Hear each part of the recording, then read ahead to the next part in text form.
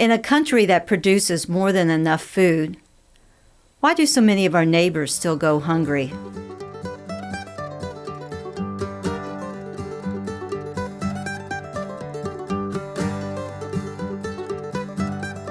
Hi, I'm Marianne Smith-Edge, and welcome back to Rooted and Restless. March is National Nutrition Month, and this year's theme, as deemed by the Academy of Nutrition and Dietetics, is the power of nutrition. But nutrition is only as powerful if you have access to the food that is healthy. Today, my guest is a true leading expert in getting us to rethink hunger and food insecurity. Clancy Harrison, a registered dietitian in Pennsylvania, a TEDx speaker, an author, a podcast host, and most importantly, the founder of the Food Dignity Movement, has really given us a lot of food for thought as we think about how do we address food insecurity, not only in our respective communities, but across the country and globally. Clancy, thank you so much for joining me. I know you're extremely busy, so this is very special that you're here today. But I want you to take us back to your initial experience of how you started to rethinking the whole aspects around food insecurity. I believe you started working in a local church pantry. Yes. Well, first of all, thank you for having me. It's an honor. And I did. I started volunteering at my church food pantry. I did it for 13 years and I gained so much knowledge. It completely changed my entire life as a professional registered dietitian, as a mother, as an advocate. I grew my advocacy wings, and it really all started with me acknowledging as a registered dietitian, I had a lot of food privilege that I wasn't aware of. I also realized I'm part of a food system that works for me, not against me. So it's really hard when we're in a food system that works for us to see how it doesn't work for other people. And so being able to spend that time on the ground talking to thousands and thousands of people who experience food insecurity day in, day out, I was able to understand how I had certain thoughts about what hunger was, or more importantly, what it wasn't. I had to do a lot of internal self-reflection, which I think is a special, I don't want to make myself sound special, but I think it's a hard thing to do, right? If we can have that introspection and look at us, at maybe where we're wrong so we can be right. That's a question I've adapted. Every day I would walk out onto that pavement, especially when we transition from pre-COVID to COVID and post-COVID. When I walked on we literally went from 150 people at each distribution to nearly 3,000 people at each distribution, COVID to post-COVID, as a drive-through. And every time I walked out on that pavement, I thought, where am I wrong so I can be right? What is my lesson today? And I think as registered dietitians, especially around food, we are really taught that we're the nutrition experts, which we are, but we're not the experts in someone's life. We're not the expert in what people have access to, their affordability, their culture, what their food preferences are. We have to build and earn that trust with the population we want to work with. And so reframing all of that and talking to people, it created an entire speaking platform. It's now why we have the podcast, so we can elevate voices, especially people who have experienced hunger, maybe people who are advocates like myself, or people who just want to see a system changed. And then certainly from our nonprofit, I'm no longer running that food pantry. I didn't just volunteer. I ran it as the president, as a volunteer for the entire 13 years.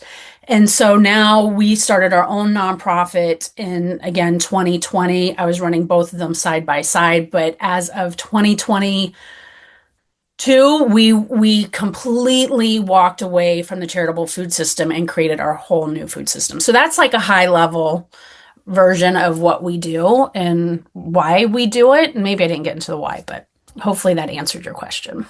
It does. So I want to dig a little deeper on what you said about that you and I probably don't even realize it, experience the food systems that work for us, and versus what the food systems that work against individuals. Give us a little more insight and detail on what you mean. Well, I mean, I can only really explain what happened to me and my experience of going through that process of a system suddenly not working for me. That's when I realized, oh, wait, that's probably what everyone's talking about when they talk about food apartheid, when they talk about redlining. So we hear the word food desert all the time. That's not really the appropriate terminology. The appropriate terminology is food apartheid. Because there's certain systems in places that caused the location of a grocery store to either be there or not to be there. So when I was running this food pantry, what was occurring a lot was people would donate their food, right? We feel good about donating food to a food pantry. We have our best intentions when people want to donate. But what happened over and over again was that people were donating expired items. And more eye-opening was the food bank. I was constantly receiving food that was you couldn't eat it. I mean, even our farmers would not take the rotten produce to feed their pigs. So I was feeding a dumpster, and we literally would triage the food. So it would come in, we would have volunteers set up, all the produce went on the table, we would triage it, dumpster, farm, human consumption. And the fact that we had to do that for years, at first I was like, this is just part of the problem. This is just part of the system. Or I was drinking a lot of that Kool-Aid and thinking this is just how it is. But when I started saying enough is enough, especially when we went to the COVID version of what we were doing, we were receiving pallets of food.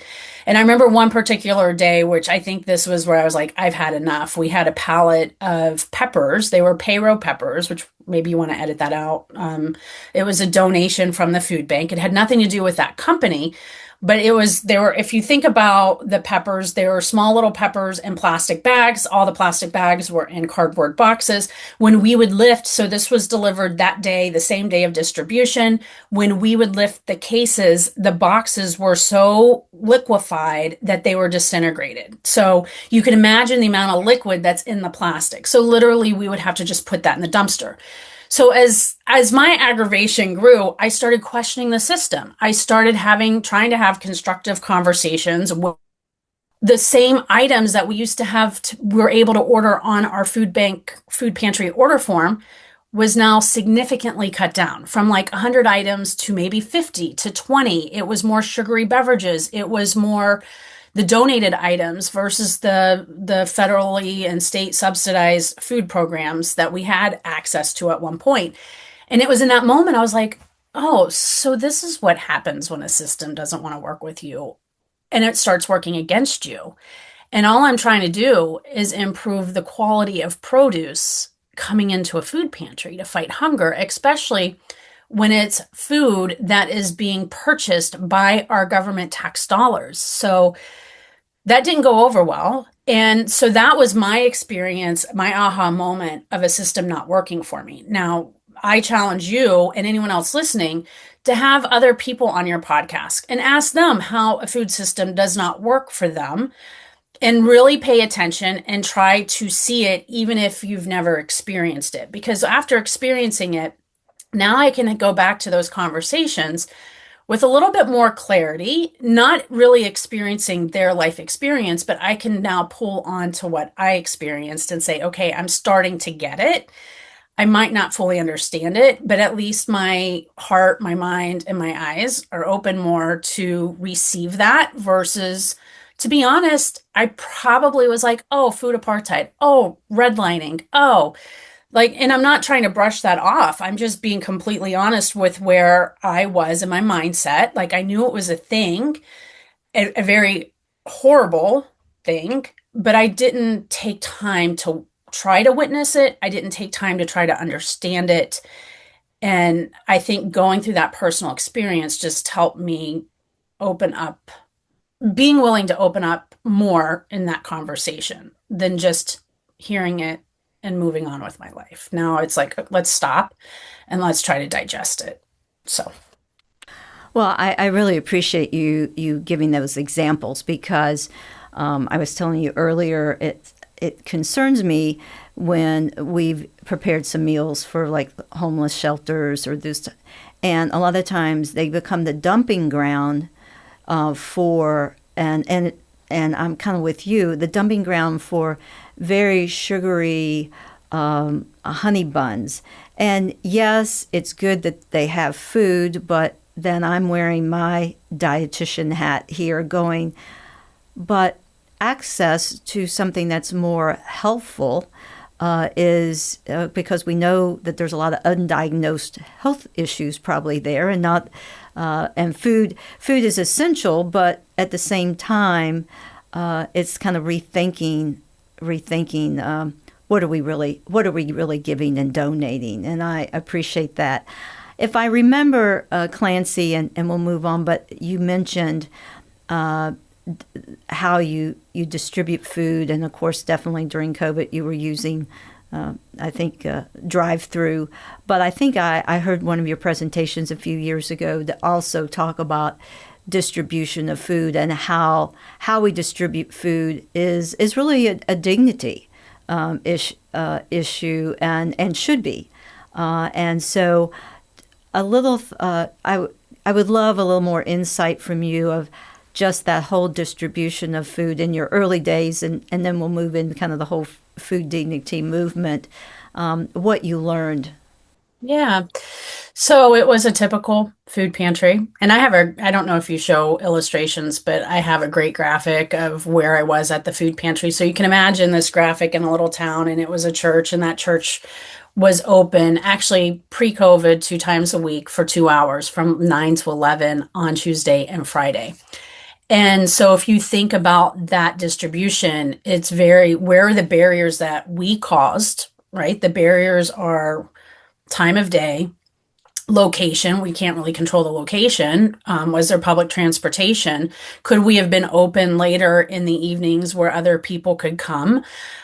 So there were what I've noticed were a lot of barriers that we set in place. And this might offend some people, but even a church, the brick and mortar of a church could actually be a barrier for someone to come, especially if they're LGBTQ, right? And who was removed from their house or not welcomed in their home and they're struggling.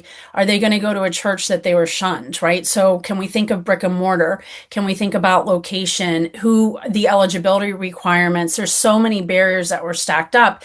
And the one thing that I also noticed about the distribution was we kept seeing the same people over and over again. And there's nothing wrong with that. We were across the street from an elderly high rise, so it was very convenient. This is a high risk population. We were filling a need, and it was an important need, and they had every right to come all the time. But what that helped me realize was, who are we missing? We don't need to take this away, but what do we need to do to get other people to feel comfortable? And we can't control that, right? That's internal stigma, and we can't control. All we can do is try to make things better and break down those barriers.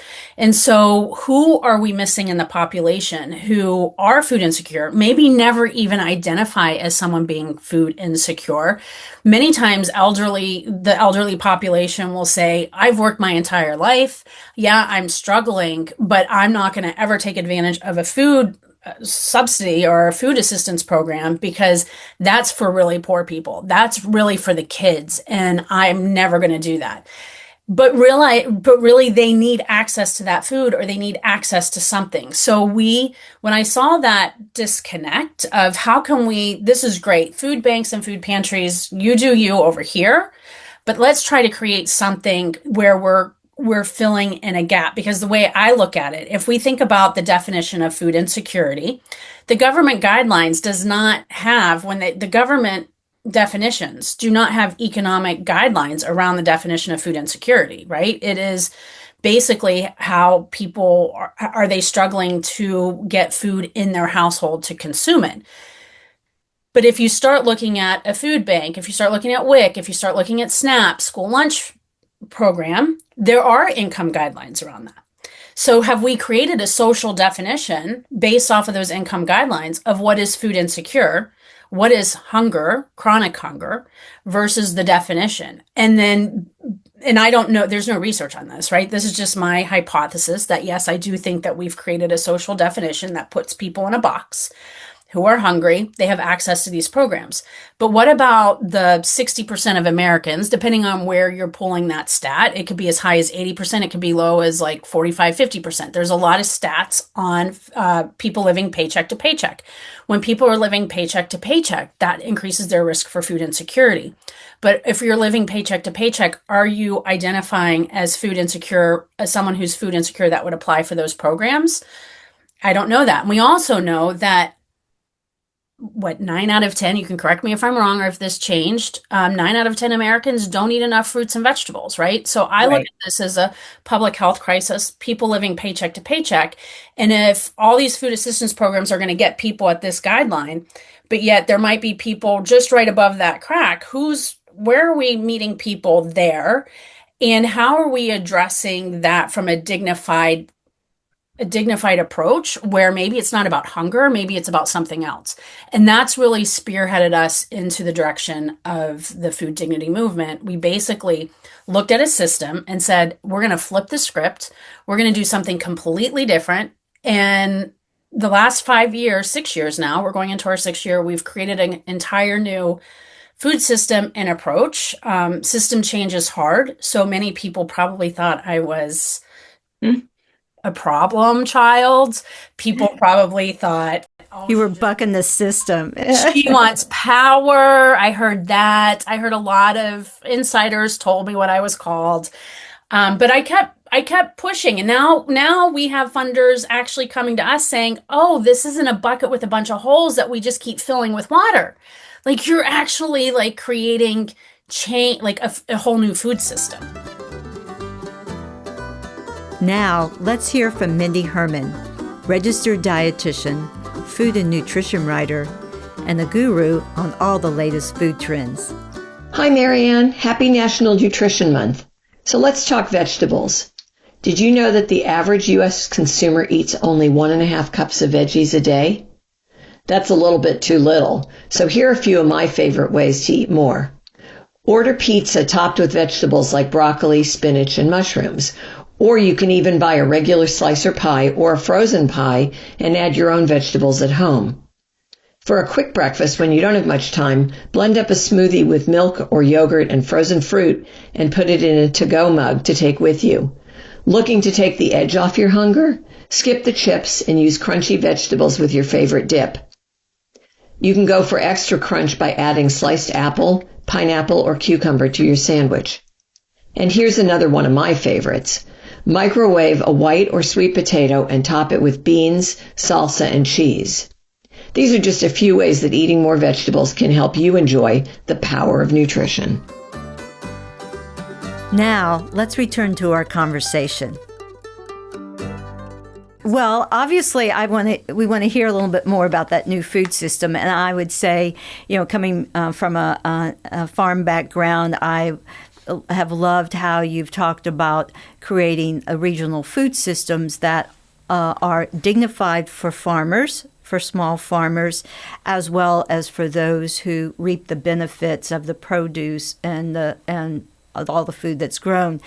I think one comment I saw somewhere where you said it's not okay just to ask farmers to donate food, and I was like, amen in that aspect. But give us kind of an overview, and I think a model what's worked, and in the context of, okay, it's worked here.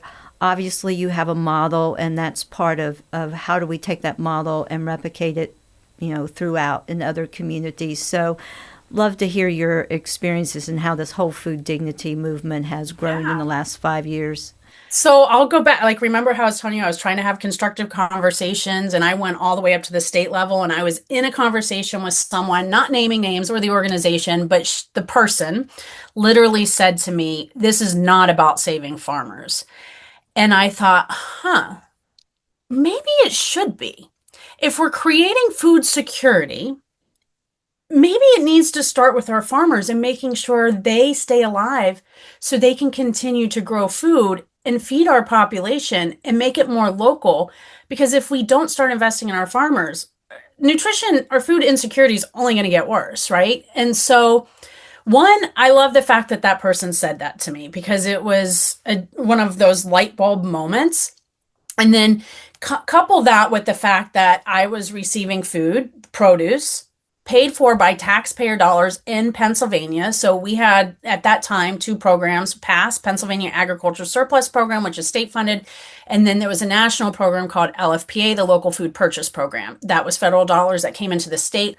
Our state in Pennsylvania, in literally the last 5 years, has just handed over all that funding to Feeding Pennsylvania. So that's about $50 million over the last 5 years to invest in local agriculture. And so what I started doing was I started filing FOIAs. So a FOIA is a Freedom of Information Act, or a right to know, with our Department of Ag. I filed 5. Data. So now while people are calling me power hungry, and I just have these stories of my life experience running the food pantry, which wasn't taken seriously, I said, all right, I'm just going to file FOIAs and I'm going to collect all the data. And I know exactly how those programs, how many pounds, what they paid, dollar per pound, and every farmer that participated. So I can now extract out, okay, you are only working with really big farmers that are surplus in Pennsylvania. So they have, so in Pennsylvania, our surplus farmers are dairy and pretty much apples. So lots of dairy, lots of apples, same farmers, small farmers, got paid as little as 7 cents a pound.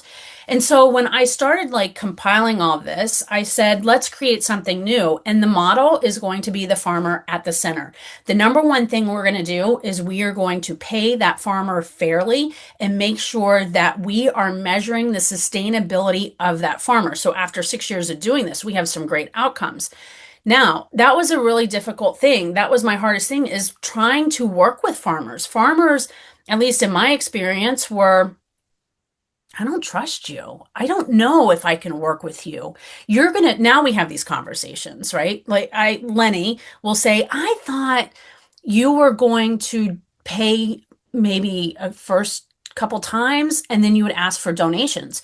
And so what I learned from my farmers is that we have trained our farmers to donate their food to fight hunger, but really they should be invested and paid, especially if we have agriculture tax dollars to do that.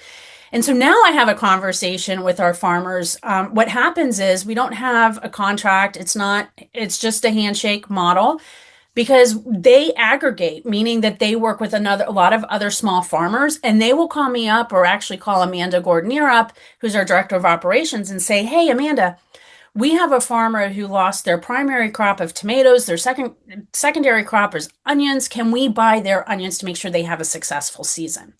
We will have farmers call us up and say, hey, we have an entire field of cabbage, but we don't have a market for it. The market fell through with the grocery store. Can you help us find a market? And so now we have a network of 43 farmers. We have become a risk mitigator, and we're not asking for a donation, and we're not asking for it free. We're paying their fair wholesale price, and we're creating new markets for those farmers. And so now imagine that from a food waste standpoint, right? So this is another way we flip the script. If you think about the food banking model or food rescue model, let's save food that has been sitting around for a long time and no one wants to buy it or eat it. And we're just going to give it to a food pantry and claim carbon saved, carbon monoxide saved, and we're going to have this great calculation. And I'm like, no, all you're doing is just spreading it around, and now we have a dumpster bill. That did not create a carbon footprint that you think that it's creating, and it didn't save anything. So that's downhill or down, I can't think of downstream. Downstream. Thank you. Downstream, where we've moved it upstream, and we're identifying things before it's ever even harvested. And then we're connecting that food to nonprofits. So now let's go back to this whole idea of meeting the same people. I wanted to meet other people at a time of service. And so if we start partnering with women domestic violence centers, and we get refrigeration, freezers, and shelving. And we're now stocking that with farm fresh food. Think about eggs. Think about, at one point, when we had ARPA funding, we were literally ordering steers and we had cut sheets. Like, we were ordering brisket and having cookouts, and people were getting steak. Veterans who served in our military that haven't eaten a steak in decades were having steak. We can't afford that right now, but you can think of dairy, you can think of eggs, and you can think of produce. And sometimes when we get other proteins and we can afford it, we buy it. So now think of this woman going she's being removed from her home, put into a hotel with her child, and now she's going in for her trauma services at the Victims Resource Center. Now, Victims Resource Center, who also did not want to work with us because it was extra work. They're like, you want us to be a food pantry now? What are you talking about? Like, we're laying people off. We don't have time for this. And we convinced them, just take some of this and see what happens. And because I knew food, when it's used properly and we respect the food at all levels, it can be very powerful in a positive way. It can be very powerful in a negative way. We like to look at it as power in a very positive way. And so sure enough, then the domestic violence center was like, okay, we need to have refrigeration. We need more cases. We need shelving. We need X, Y, and Z. Because what was happening is people were coming into their services more often because they knew they were leaving with food to feed their child. Then what ended up happening is, oh, guess what? Women are not going back to a domestic abuser because they have access to food. That fear of not being able to feed their children was actually squashed, and it kept them away from that situation. Then the next thing you know, Victims Resource Center is doing a statewide panel on food dignity and how food has actually transformed their outcomes, and that everyone should be using food as a tool of an engagement. And the other thing that we do, now multiply this out by like 16 other nonprofits. So drug and alcohol, you name it, like 16. So now what happens is Victims Resource Center is writing grants to get food. So they're writing grants on behalf of us. That opened up our grant pool. So we're not competing with the food bank. It's not about hunger. It's about farm sustainability. It's about improving the outcomes, keeping women out of domestic violence. It's about keeping people in recovery through the power of food.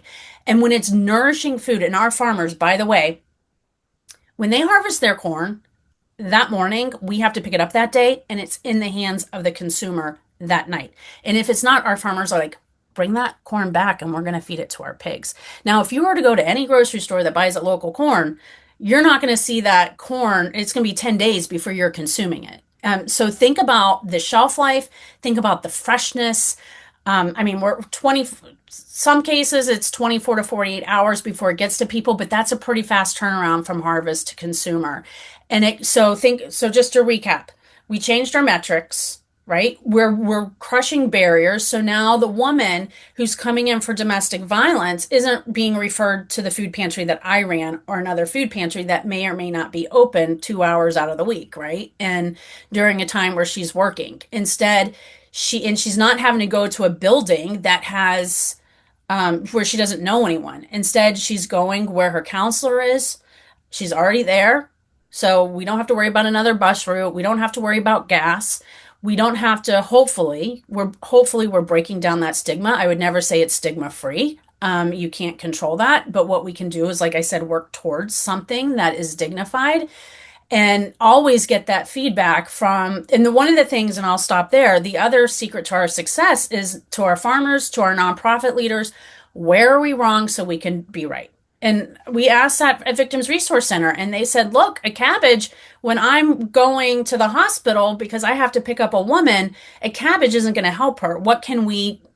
Is there something else that we can serve, especially when we're putting her into a hotel with kiddos? And so, yeah, of course, we're buying whatever we can local, but we will also source bananas and clementines because we want to meet that need, and we know we don't grow that in Pennsylvania. So if you ever see pictures, you will probably see pictures of bananas, but that's because that population wants that, and we're still meeting them at that time of need. So that was another big overview.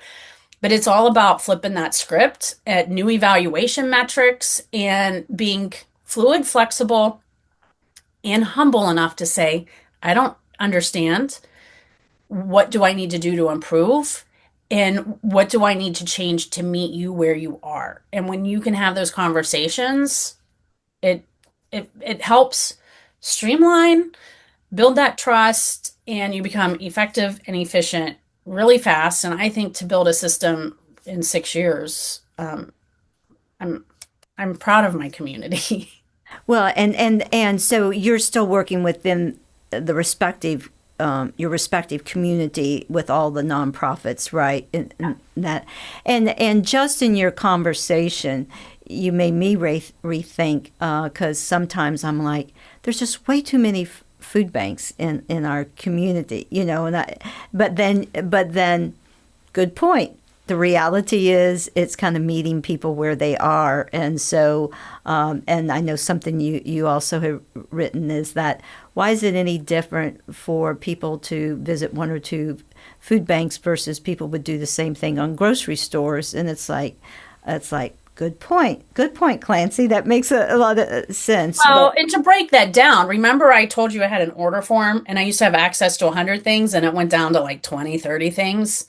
When I'm working with these nonprofits, we set them up with a food bank. They all have different order forms. The food bank cannot give everyone the same amount of food. They only have access to so many government program foods that they can invest in, right? So they have to limit it. People don't understand that you can go to one food pantry in one town and have access to all the great foods from that food bank. But if you go 2 streets over, that other food pantry might just be the donation and items. And so if they want that milk, they might have to go to a different food pantry. And one other food pantry might have more resources where they're able to buy and build and add variety. They might work with multiple food banks. And so when we start telling people they can only go to one place because it's in their community, we might be pointing them into a place that's very, very restricted on their food access for a variety of reasons. So, yeah, thanks for bringing that up because I think a lot of people don't understand the inequalities within being a member agency of a larger food bank, which that might get me in trouble, but it's the truth. Well, I think you bring out such great points, and so kind of as we wrap up our conversation, this is a great way to kind of start off about the power of nutrition because, but let's say as a community member and for listeners who may not be directly involved, but we all can be involved in addressing our respective communities in food insecurity, and of course, people are always asking for donations. So just to summarize, is that how best to respond to those requests for donations?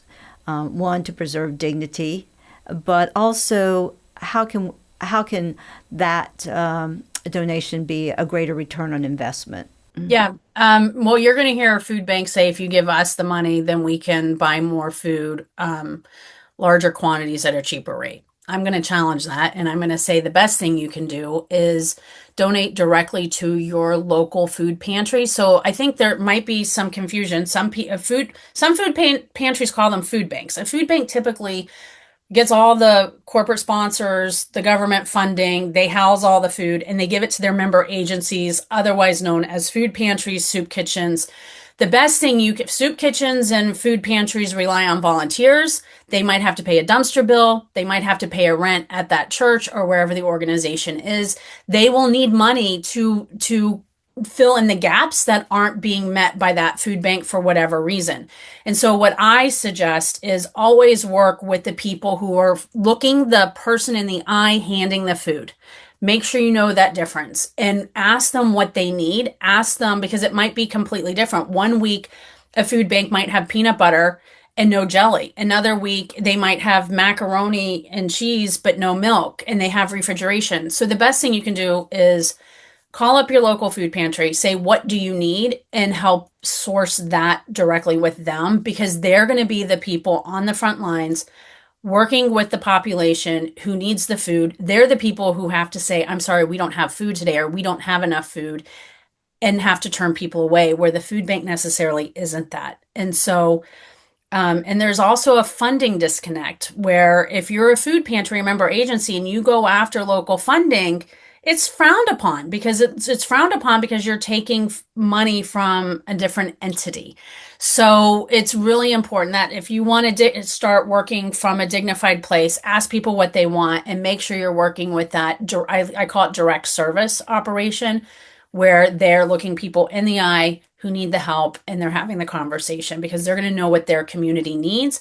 And plus, if you want to be able to provide culturally relevant food, you have to have that conversation with the direct service operation. There's no way a food bank, an overarching organization, can provide culturally appropriate food because they're sourcing large quantities at the cheapest rate they can at the first penny like per pound that they can find it, right? But the community organization is going to know if they are serving a Muslim population. They're going to know if they are serving people with celiac. Like I knew who had celiac at that food pantry. I knew people who had cancer and Parkinson's disease. And we, as a dietitian, of course, I would work with them. Not all food pantries or member agencies are going to have a dietitian, but they're going to know what their community needs. So hopefully that helps.